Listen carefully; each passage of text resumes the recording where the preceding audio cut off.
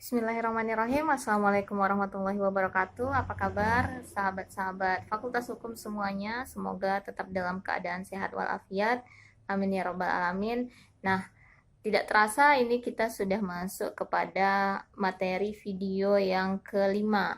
Nah, saya ingin bertanya kepada teman-teman, apa-apa saja materi kita yang sebelumnya? Mungkin teman-teman masih ingat? Ya, baiklah, kita ulangi lagi. Untuk materi kita yang pertama dulu itu ada mengenai pengertian dan latar belakang lahirnya sosiologi hukum.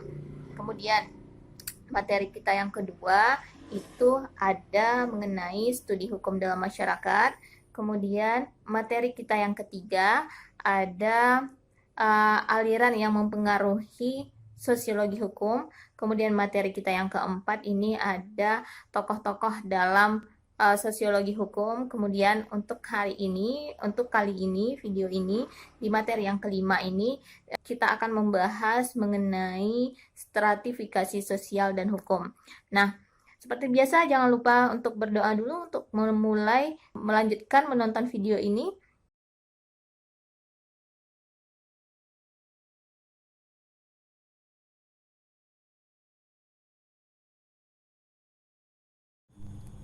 Baiklah, langsung saja kita masuk kepada materi kita tentang stratifikasi sosial dan hukum.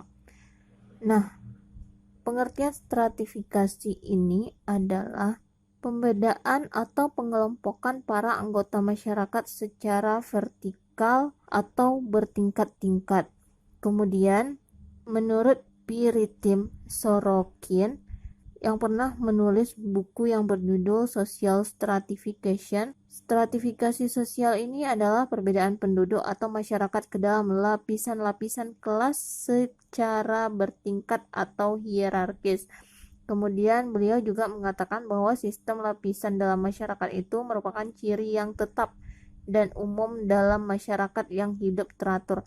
Nah, menurut Piritim Sorokin ini stratifikasi sosial itu adalah hal yang biasa dan memang pasti terjadi di dalam setiap masyarakat.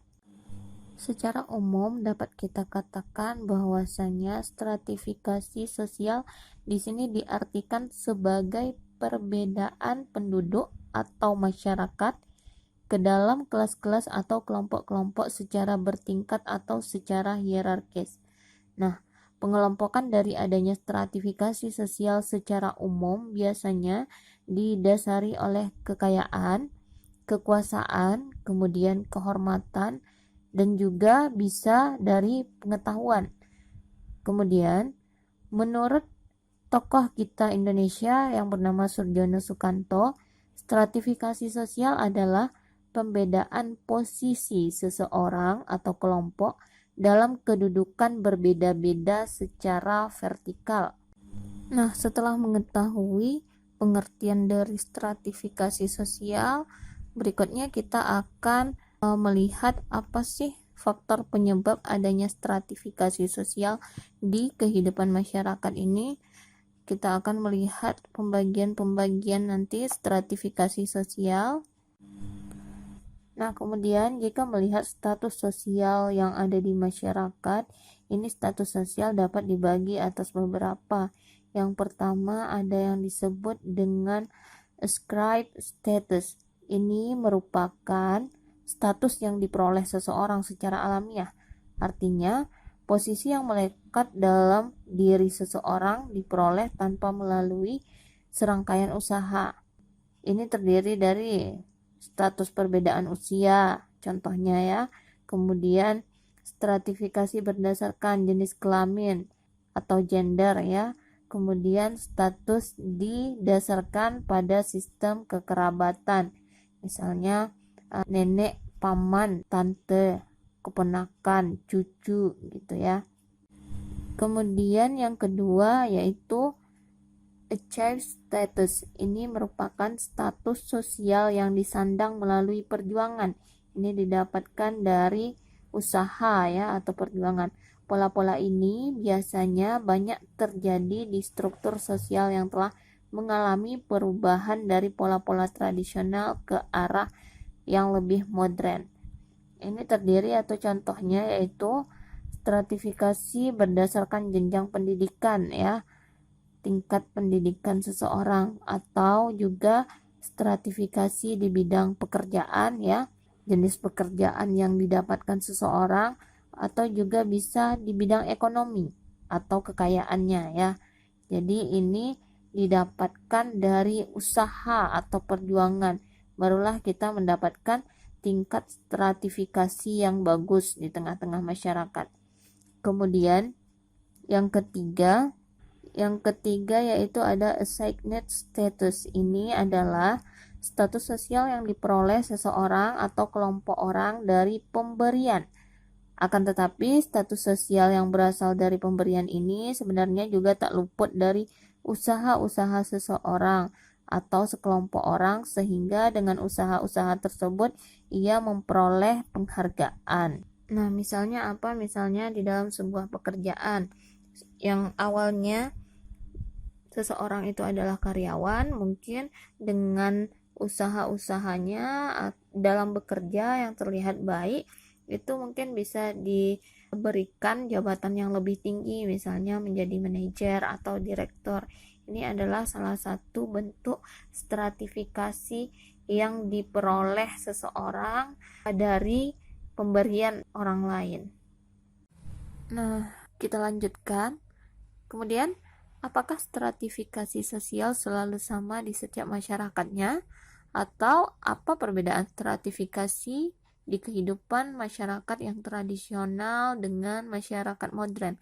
Apakah ada perbedaannya? Nah, mari kita lihat, kita bahas. Stratifikasi sosial terjadi karena adanya sifat kebanggaan terhadap sesuatu dalam benak masyarakat. Nah, selama sifat ini ada, maka di kehidupan sosial manapun pasti ada yang namanya stratifikasi.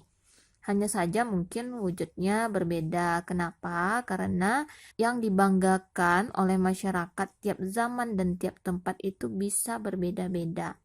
Kita contohkan, stratifikasi di masyarakat perkotaan tentu berbeda dengan masyarakat di desa, di mana di kota stratifikasi sosialnya lebih kompleks dan banyak, sedangkan stratifikasi sosial di desa atau kehidupan tradisional ini akan lebih sedikit, sederhana, dan terbatas perbedaannya, tidak begitu signifikan.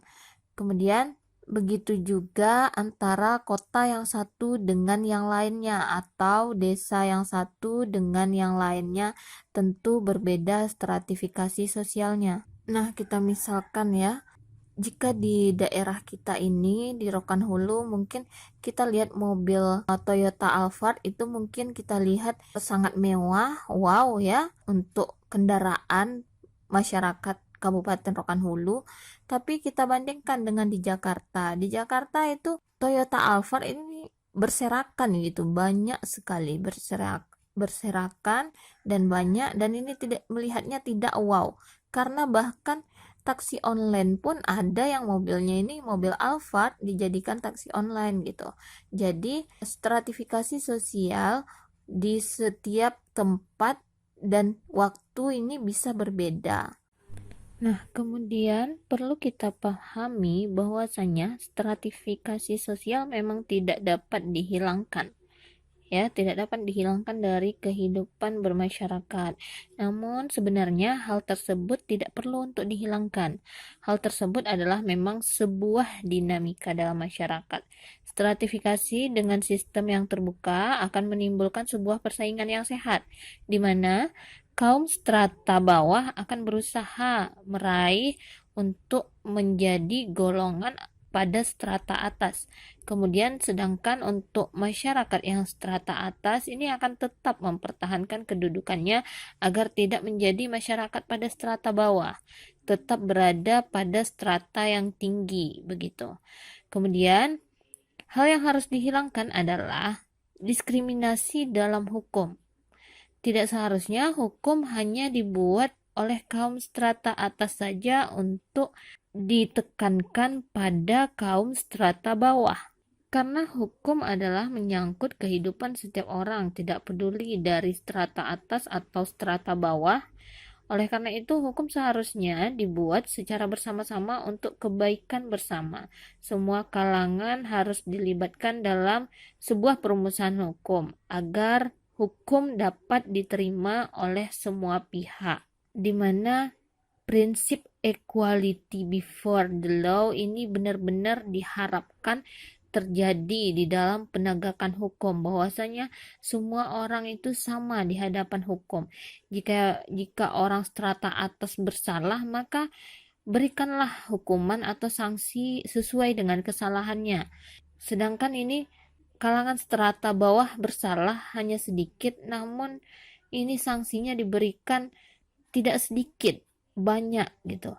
Ini tidak memenuhi rasa keadilan. Inilah yang harus dihilangkan.